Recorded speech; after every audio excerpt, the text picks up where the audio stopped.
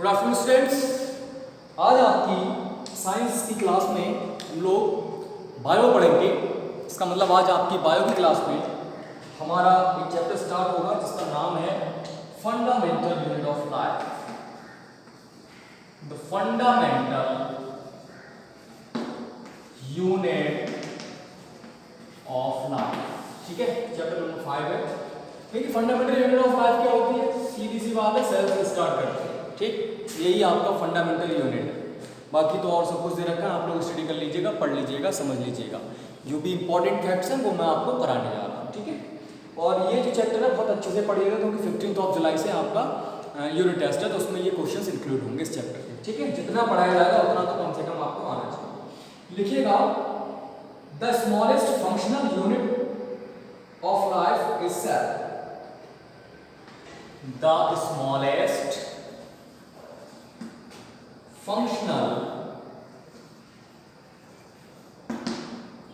unit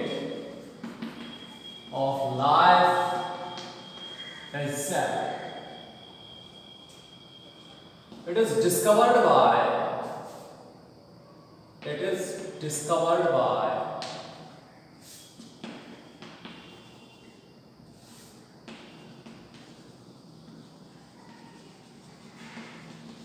Robert Hooke. It is discovered by Robert Hooke in 1665.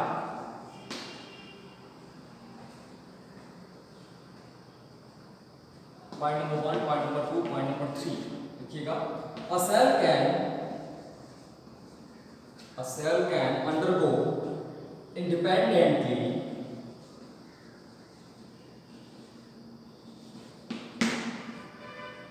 perform all necessary.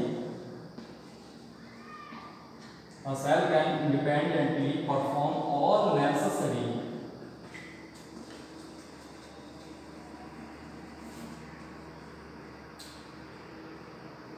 activities to sustain life.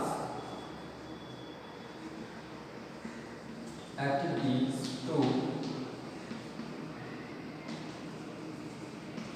sustain life. ठीक है, इसको note कर लीजिएगा। इसके बाद फिर डिवीजन ऑफ सेल्स पे जाते हैं हम लोग।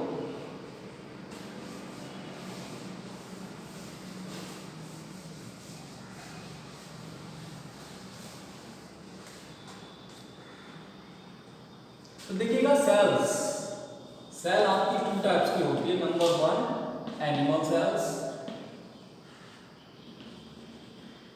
Number 2 plant cell. ठीक है, जो एनिमल्स में पाई जाती है, ह्यूमन बींग्स वगैरह इनमें पाई जाती है, वो एनिमल सेल होती है। जो प्लांट्स वगैरह में पाई जाती है वो आपकी प्लांट सेल्स होती है। ठीक है, तो ये चीज आपको अब इसके बाद हेडिंग डालिएगा,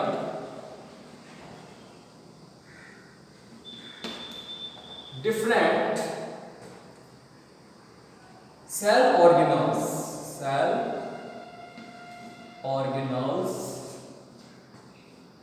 एंड their function,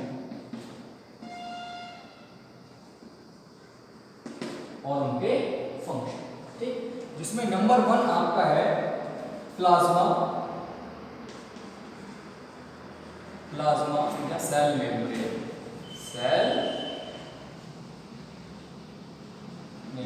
क्या होता है ये प्लाज्मा, क्या होता है ये सेल मेम्ब्रेन? ठीक है, इसको मैं रफ कर दे रहा हूं ऊपर से, चलिए पहले नोट कर लीजिएगा फिर रफ कर देंगे। तो देखिए, प्लाज्मा या सेल मेम्ब्रेन क्या होती है उसको समझिएगा। This is the outermost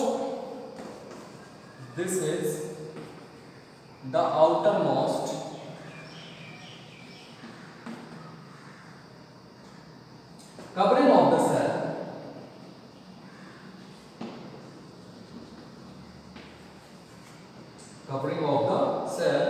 that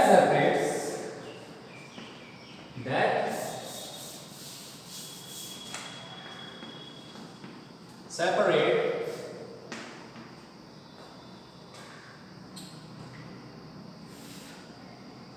contents of the cell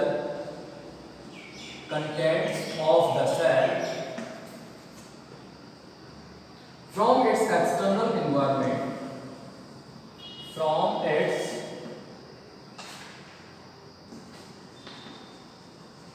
external environment,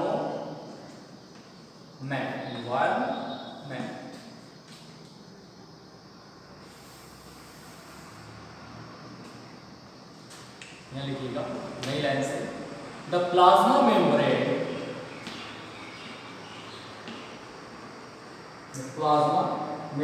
allows or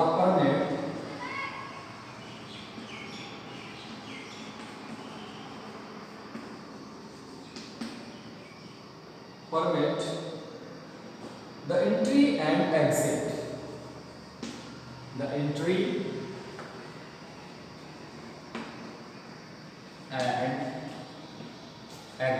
ये एंट्री और एग्जिट को परमिट करती है, of some materials,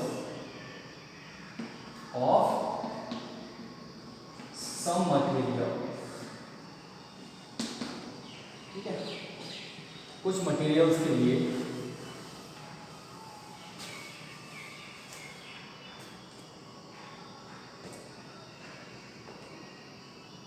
is called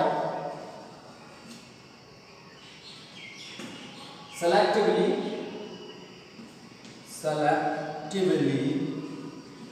permeable membrane, ठीक है, जिसको सेलेक्टिवली परमेबल मेम्ब्रेन, ठीक। ये तो था प्लाज्मा मेम्ब्रेन के बारे में, तो समझ लीजिएगा फिर से थोड़ा सा है क्या। देखिए प्लाज्मा मेम्ब्रेन का मतलब होता है पतली सी झिल्ली टाइप, ठीक। तो प्लाज्मा जो होती है वो एक मेम्ब्रेन होती है जो आउटर एटमॉस्फेयर से यानी कि एनवायरनमेंट से हमारे जो सेल के अंदर जो भी चीज़ होती है या कुछ अंदर इसके जो भी होता है उस मटेरियल को उससे सेपरेट रखती है, अलग रखती है, उसके एनवायरनमेंट से बिल्कुल अलग रखती है, ठीक है। और ये जो मेम्ब्रेन है यही परमिट करती है कि कौन अंदर आए कौन बाहर आए, ठीक। और इस मेम्ब्रेन को बोलते हैं सेलेक्टिवली परमिएबल मेम्ब्रेन, ठीक, कि ये सेलेक्ट करेगी कि कौन परमिशन देने लायक है और कौन परमिशन देने लायक नहीं है। तो ये चीज़ें आप लोगों ने नोट कर ली होंगी, और नहीं किए तो आप लोग इसका स्क्रीनशॉट लीजिए, इसको नोट कीजिए। इसके बाद हम लोग नेक्स्ट टॉपिक पे आते हैं। नेक्स्ट टॉपिक आपका बहुत ही ज़्यादा इंपॉर्टेंट टॉपिक है जिसको हम लोग बोलते हैं डिफ्यूज़न, ठीक है। तो डिफ्यूज़न में देखिएगा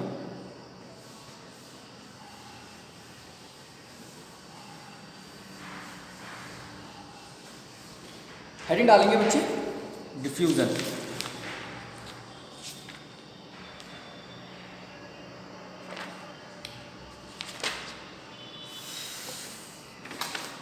चलिए नोट कीजिए,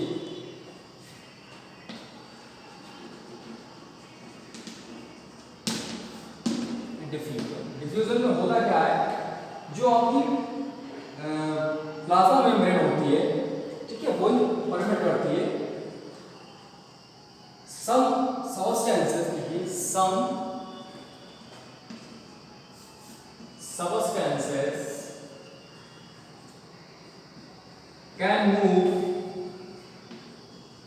can move across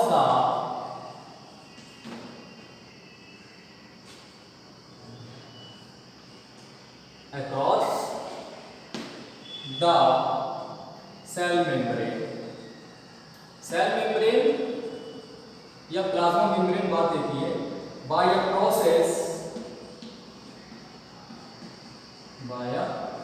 process called diffusion. एक प्रोसेस के थ्रू इंटर करती है जिसको हम लोग क्या कहते हैं, जिसको बोला जाता है डिफ्यूजन। फॉर एग्जाम्पल अगर हम बात करें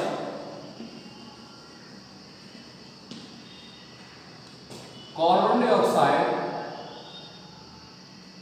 and human cell,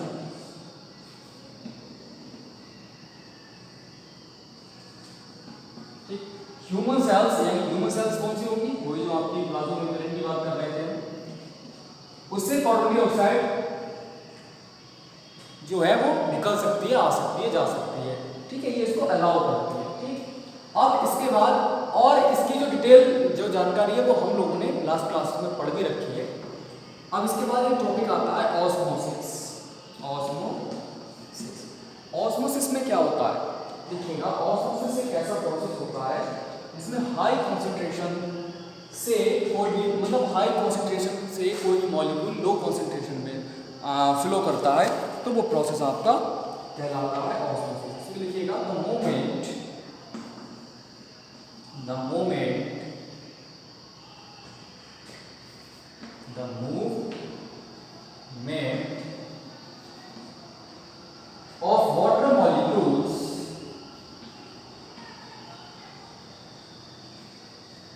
movement of water molecules या फिर कोई भी लिक्विड हो सकता है वाटर मॉलिक्यूल्स के अलावा, through such a selectively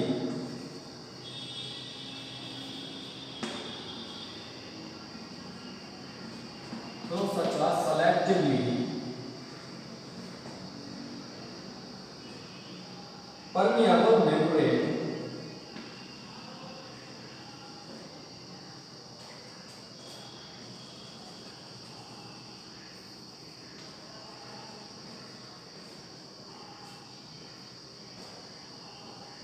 is called osmosis.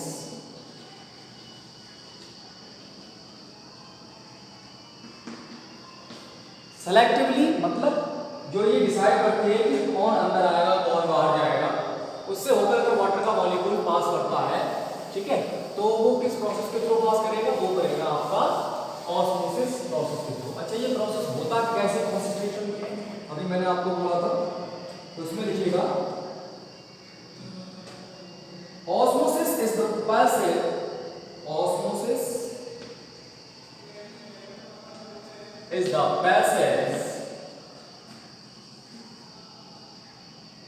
of water from a region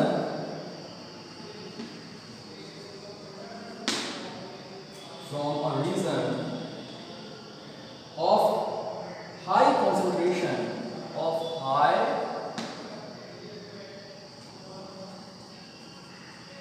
concentration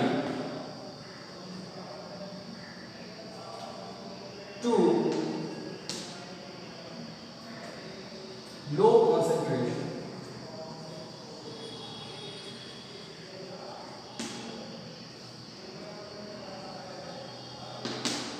through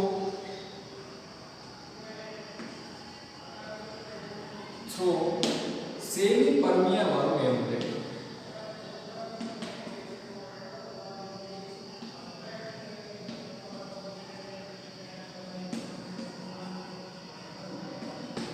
आपने लास्ट क्लासेस में पढ़ रखा होगा जो मेम्ब्रेन होती है आपकी किस टाइप से होती है। देखिए, एक तो सेमी परमेबल होती है, एक परमेबल होती है, ठीक है। सेमी परमेबल का मतलब होता है कि वो कुछ पार्टिकल्स को जाने देती है, कुछ पार्टिकल्स को नहीं जाने देती है, साइज के अकॉर्डिंग। जो जिनका साइज छोटा होता है वो तो पास कर जाते हैं, जिनका साइज बड़ा होता है तो वो उसे टकराकर मेम्ब्रेन से वहीं रुक जाते हैं, ठीक है। तो ये आपका प्रोसेस था, ये हमने लास्ट क्लासेस में भी पढ़ा हुआ है, ठीक है। तो आप लोग क्या करें, इसका स्क्रीनशॉट लीजिए और आज यहीं तक नोट कर लीजिए। बाकी का जो स्टडी होगी, जैसे प्लाज्मा मेम्ब्रेन है या सेल मेम्ब्रेन है, इसके बारे में डिटेल में जो जानकारी होगी वो हम लोग नेक्स्ट क्लास में पढ़ेंगे, नेक्स्ट टॉपिक में। ओके बेटा, चलिए नोट कर लीजिएगा। Okay, thank you.